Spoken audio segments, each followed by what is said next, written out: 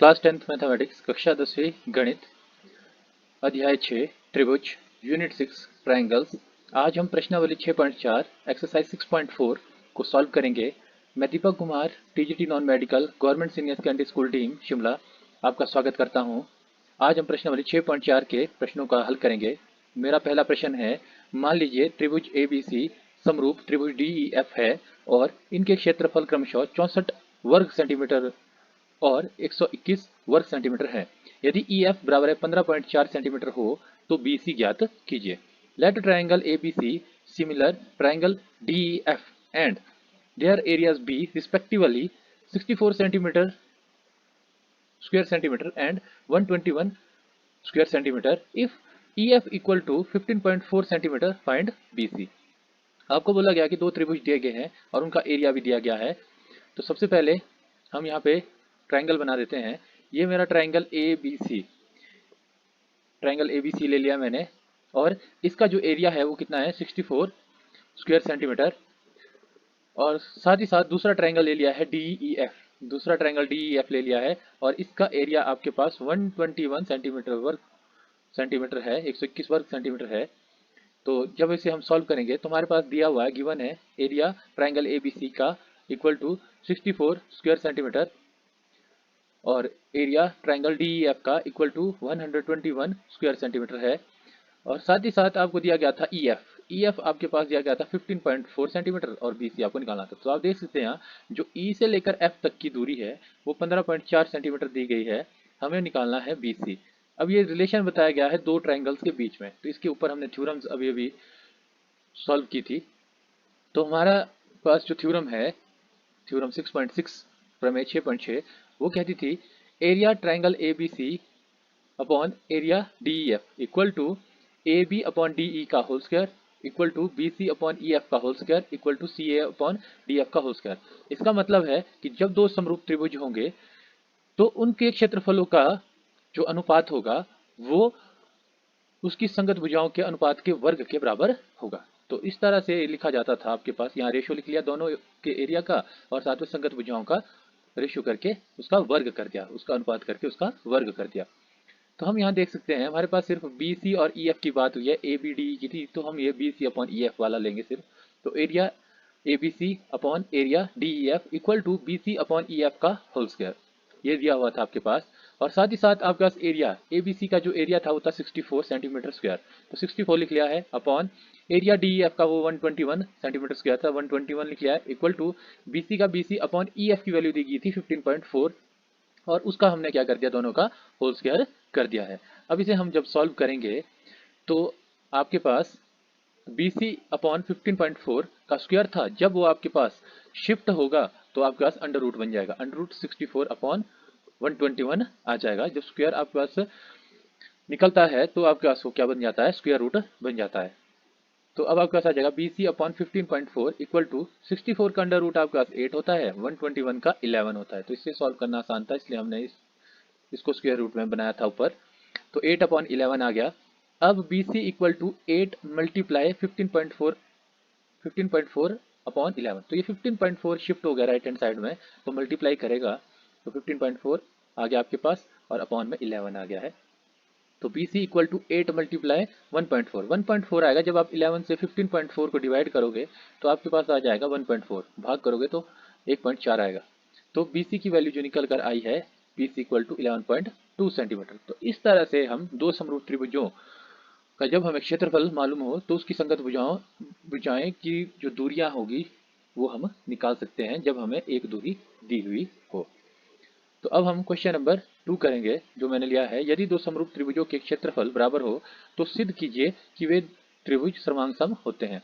If the areas of two similar triangles are equal prove that they are congruent. आपको बताया गया कि दो समरूप त्रिभुज है, उनका क्षेत्रफल भी बराबर है, हमारे को सिर्फ ये पता करना कि त्रिभुज सर्वांग है कि नहीं है। तो हम इसे सॉल्व करेंगे। तो मैंने यहाँ पे सबसे पहले ट्रायंगल ABC ले लिया है, ABC ट्रायंगल ले लिया है और साथ ही साथ दूसरा ट्रायंगल ले लिया है DEF। ये दोनों ट्रायंगल ले लिया मैंने ABC और दूसरा क्या ले लिया DEF। हमें दिया गया था गिवन कि ट्रायंगल एबीसी क्या है, सिमिलर टू ट्रायंगल डीईएफ। दोनों जो ट्रायंगल थे, एक एबीसी था दूसरा डीईएफ था, दोनों कैसे थे, समरूप थे। तो मैंने समरूप का निशान लगा दिया। साथ ही साथ बोला था कि उनके क्षेत्रफल बराबर है, एरिया कैसे है, दोनों के इक्वल है। तो एरिया एबीसी का और एरिया डीईएफ का दोनों का कैसा इक्वल है, तो मैंने लिख लिया दोनों इक्वल है। अब हमें प्रूफ क्या करना है, प्रूफ करना है कि जो ट्रायंगल एबीसी है वो क्या है, कॉन्ग्रुएंट। तो कॉन्ग्रुएंट का निशान ये होता था, सर्वांग समता का निशान बराबर के ऊपर इस तरह से आपका लिखा जाता था। और ट्रायंगल डीईएफ, आपको बोला गया कि जो ट्रायंगल एबीसी है वो ट्रायंगल डीईएफ के क्या सर्वांग सम है, कॉन्ग्रुएंट है कि नहीं है। तो हम इसे प्रूफ करते हैं। सबसे पहले ट्रायंगल एबीसी ट्रायंगल डीईएफ के कैसे हैं, आपके पास समरूप है। दोनों जो त्रिभुज है वो कैसे आपस में समरूप है, तो समरूप है। तो हमने अभी अभी पीछे पढ़ा था कि एरिया एबीसी का अपॉन एरिया डीईएफ का equal to B C upon E F का होल स्क्वायर। वही बात है जो आपकी थ्योरम 6.6 कहती थी कि जब आपके पास दो समरूप त्रिभुजों के क्षेत्रफलों का अनुपात किया जाए, वो किसके बराबर आएगा, संगत भुजाओं के अनुपात के वर्ग के बराबर आएगा। तो मैंने बीसी और ईएफ यहाँ से ले लिया है। तो बीसी और ईएफ ले लिया है मैंने यहाँ पर, इसकी संगत भुजाएं बीसी और इसकी क्या ले लिया, ईएफ ले लिया। एरिया एबीसी और एरिया डीईएफ ये दोनों कैसे थे, दोनों बराबर थे। दोनों बराबर है तो ये एक बराबर है, तो यहाँ कितने हो गए 1, क्योंकि आपस में कट जाएंगे, बराबर है। तो एक आ जाएगा बराबर है बीसी अपॉन ईएफ का होल स्क्वायर आ जाएगा। जब आप यहाँ से ईएफ का होल स्क्वायर इस साइड शिफ्ट करेंगे तो आपका बन जाएगा बीसी का स्क्वायर इक्वल टू ईएफ का होल स्क्वायर। स्क्वायर से स्क्वायर कट गया तो बीसी की वैल्यू कितनी आ जाएगी आपके पास, ईएफ आ जाएगी। तो बीसी इक्वल टू ईएफ यहाँ से निकल कर आ गया है। अब इसे हम सॉल्व करेंगे। तो हम क्या करते हैं कि हमारे को यहाँ से पता लग गया कि जो ट्रायंगल एबीसी है वो क्या है, ट्रायंगल डीईएफ के कैसे है, समरूप है, सिमिलर है। तो समरूप है तो आपको पता है कि समान कॉनिक होते हैं, इक्विएंगुलर होते हैं। जो एंगल बी होगा वो एंगल ई के इक्वल होगा, जो यहाँ पे बी एंगल बनेगा वो ई के इक्वल होगा। और साथ ही साथ जो सी एंगल होगा वो एफ के इक्वल होगा, जो सी एंगल बनेगा वो किसके इक्वल होगा, एफ के इक्वल होगा। ये हमारे पास समरूपता बताती थी। तो हमने क्या कर दिया, in triangle ABC and triangle DF, हमने एक ट्रायंगल एबीसी ले लिया, एक ट्रायंगल डीएफ ले लिया। अब इसमें हमने देखनी है सर्वांग समता दोनों में। तो हमारे को पता है कि एंगल बी एंगल ई के इक्वल है, क्योंकि हमने यहाँ निकाल दिया है पहले। और साथ ही साथ हमने एंगल सी किसके इक्वल लिया है, एंगल एफ के इक्वल है, ये भी हमने निकाल दिया है। और तीसरी चीज हमने पीछे निकाली थी कि बी सी क्या था, ई एफ के इक्वल लिया था। जो बी सी लिया था वो किसके इक्वल आया था, ई एफ के इक्वल आया था।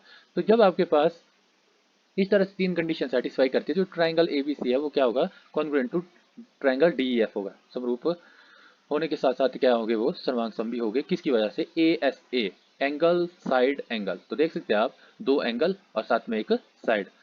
तो एंगल साइड एंगल कॉन्ग्रुएंसी आ रही है, तो मतलब एंगल साइड एंगल सर्वांग समता का जो नियम है वो इसमें लग रहा है। तो इस तरह से त्रिभुज एबीसी त्रिभुज डीईएफ के कैसे है, सर्वांग सम है। अब हम थर्ड क्वेश्चन जो मैंने यहाँ पे लिया है वो है, सिद्ध कीजिए कि दो समरूप त्रिभुजों के क्षेत्रफलों का अनुपात इनकी संगत माध्यिकाओं के अनुपात के वर्ग होता है। Prove that the ratio of the areas of two similar triangles is equal to the square of the ratio of their corresponding medians. तो हमने अभी भी पीछे पढ़ी थी कि कॉरस्पॉन्डिंग साइड्स, यही पढ़ा था, square of the ratio of their corresponding sides, जो हमने थ्योरम सॉल्व भी की थी। अब यहाँ पे बोला गया कॉरस्पॉन्डिंग मीडियंस। मीडियंस होती है माध्यिकाएं। अब देख सकते हैं आप, यहाँ पे मैंने एक ट्रायंगल ले लिया है और इसकी ये क्या है, इसका मीडियन है। मीडियन है जो क्या करेगा, भुजा को दो भागों में बांटेगा। तो मीडियन जब आपके पास एक बिंदु से गिरता है तो क्या करता है, जिस भुजा पे वो गिरेगा उसको दो भागों में बांट देगा। मतलब बी सी का क्या हो जाएगा, यहाँ पे आधा हो जाएगा। मतलब यहाँ एक्स बिंदु क्या है, बी से इक्वल दूरी पे है और सी से भी इक्वल दूरी पे, मतलब B X equal to C X. दोनों की दूरी कैसी होगी, बराबर होगी। साथ ही साथ मैंने यहाँ दो समरूप त्रिभुज बोले थे तो दो लिए हैं, एक ले लिया मैंने डी ई एफ, और इसमें भी मध्य का जो आई है वो कौन सी है, डी वाई। तो वाई, तो ई वाई किसके बराबर होगा, एफ वाई के इक्वल होगा, क्योंकि समान दूरी होगी। ये जब गिरता है तो बराबर दूरी पे काटता है। तो ट्रायंगल एबीसी आपको समरूप दिया गया है ट्रायंगल डीईएफ के, आपके पास सिमिलर ट्रायंगल दिए गए दोनों। और A X and D Y are the two medians. तो दो मीडियन है, ए एक्स ये मीडियन है एक, दूसरी आपके पास डी वाई दूसरी मीडियन है दूसरे ट्रायंगल में। तो हमें प्रूफ क्या करना है, हमें प्रूफ करना है कि जो एरिया एबीसी का है उसका रेशियो निकालेंगे जब हम एरिया डीईएफ के साथ, तो उसके मीडियन के रेशियो के स्क्वायर के इक्वल होगा। मतलब मीडियन ए एक्स और उसका रेशियो कर देंगे दूसरे ट्रायंगल के साथ डी वाई, तो ए एक्स अपॉन डी वाई का होल स्क्वायर, उसका स्क्वायर हो जाएगा। ये हमने प्रूफ करना है। तो हम क्या करते हैं, ट्रायंगल एबीसी को हम सिमिलर ले लेते हैं ट्रायंगल डीएफ के, ये हमारे पास समरूप है दोनों। साथ ही साथ हमने पढ़ा भी था, जब समरूप त्रिभुज होते हैं तो उसमें आपके पास जो भुजाएं होती है वो कैसी होती है, उनका अनुपात कैसा होता है, बराबर होता है, जो हमने प्रमेय में पीछे किया था, A B upon D E. तो आप कैसे यहाँ देख सकते हैं ए बी की संगत भुजा कौन सी है, डी। इसका अनुपात किसके बराबर होगा, B C upon E F, B C पूरी भुजा अपॉन ई एफ इसके बराबर होगा। साथ ही साथ मैंने यहाँ पे लिख लिया है जो बी सी है, जो आपका बी सी है ये क्या है, टू बी एक्स है। जो बी सी है पूरी वो किसके बराबर होगी, टू बी एक्स के बराबर होगी। क्यों, क्योंकि ये समान दूरी है, बी एक्स और सी एक्स ये कैसी होगी, बराबर दूरी होगी। तो मैंने यहाँ लिख लिया है टू बी एक्स बटे ई वाई को भी मैंने क्या लिख लिया है, सॉरी ई एफ को क्या लिख लिया है, टू ई वाई, क्योंकि दो बार ई वाई लेंगे तो पूरे का पूरा ई एफ बन जाएगा। तो मैंने टू ई वाई भी लिख लिया है यहाँ पे। तो यहाँ पे टू से टू कट गया तो A B upon D E, और मैंने B C upon E F की जगह टू से टू कट गया तो B X upon E Y लिख लिया कि जो आपके पास ए बी और डी ई का अनुपात है वो किसके बराबर होगा, आपके पास बी एक्स और ई वाई के अनुपात के बराबर होगा। ये मैंने समीकरण नंबर एक लिया है। अब इसे हम सॉल्व करेंगे। तो in triangle A B X, अब मैंने यहाँ पर एक ट्रायंगल ले लिया है ए बी और साथ में एक्स, ये छोटा सा ट्रायंगल ले लिया है, और साथ में दूसरी तरफ ले लिया डी ई वाई। तो डी ई वाई भी मैंने दूसरा ट्रायंगल ले लिया है। तो हमें पता है कि जो एंगल बी है वो एंगल ई के इक्वल है। जहाँ पे एंगल बी बनेगा वो किसके इक्वल होगा, ई के इक्वल होगा। क्यों, क्योंकि दोनों ट्रायंगल कैसे आपस में समरूप है। ट्रायंगल ए बी सी, बड़ा ट्रायंगल जो ए बी सी है वो दूसरा ट्रायंगल जो डी ई एफ है उसके कैसे है, समरूप है। तो जो बी एंगल होगा वो किसके बराबर होगा, ई के इक्वल होगा, क्योंकि जो कोण होते हैं वो कैसे होते हैं, समान कोणिक होते हैं। तो और साथ ही साथ मैंने अभी भी पीछे इक्वेशन नंबर 1 में निकाला दोनों ट्रायंगल में A B upon D E equal to B X upon E Y. जो ए बी है अपॉन डी ई इसका रेशियो और बी एक्स और ई वाई का रेशियो वो दोनों कैसे आए थे, बराबर आए थे। जब ये बराबर आए हैं तो आपके पास जो त्रिभुज ए बी एक्स है वो त्रिभुज डी ई वाई के कैसे होगा, समरूप होगा। किसकी वजह से, S A S similarity criteria के। जो एस ए एस है साइड एंगल साइड, तो देख सकते हैं आप दो साइडें आ रही है साथ में एक एंगल आ रहा है, तो उसकी समरूपता के अनुसार ये दोनों त्रिभुज कैसे होंगे, आपस में समरूप होंगे।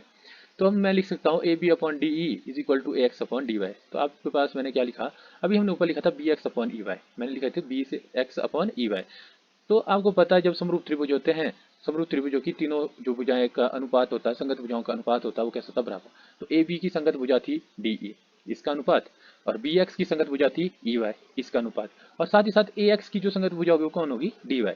तो इसका अनुपात भी कैसा होगा, बराबर होगा। तो मैंने यहाँ लिख लिया है A B upon D E बराबर है A X upon D Y.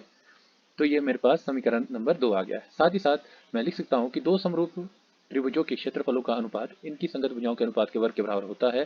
The ratio of areas of two similar triangle is equal to the ratio of square of their corresponding side. ये हमने पढ़ा था। तो इन दोनों ट्रायंगल से हमने देखो निकाल दिया यहाँ पे संगत भुजाओं का अनुपात। तो जो ये लाइन लिखी है इससे निकल कर आएगा कि जब हम एरिया निकालेंगे ए बी सी का, उसका रेशियो करेंगे एरिया किसके साथ, डी ई एफ के साथ, तो उसकी संगत भुजा A X upon D Y का होल स्क्वायर। ये क्यों है, क्योंकि जो A B upon D E है, A B upon D E है उसका होल स्क्वायर करते थे हम संगत भुजाओं का, तो मध्य का भी क्या आ रही है आपके पास, उसी के ही बराबर आ रही है। तो मैंने यहाँ लिख लिया ए एक्स अपॉन डी वाई का होल स्क्वायर। तो इस तरह से आपकी जो ये तीसरा प्रश्न था ये भी क्या हो चुका है, सिद्ध हो चुका है। आशा करता हूँ आपके जो डाउट है वो क्लियर हो गए होंगे। Thank you for watching.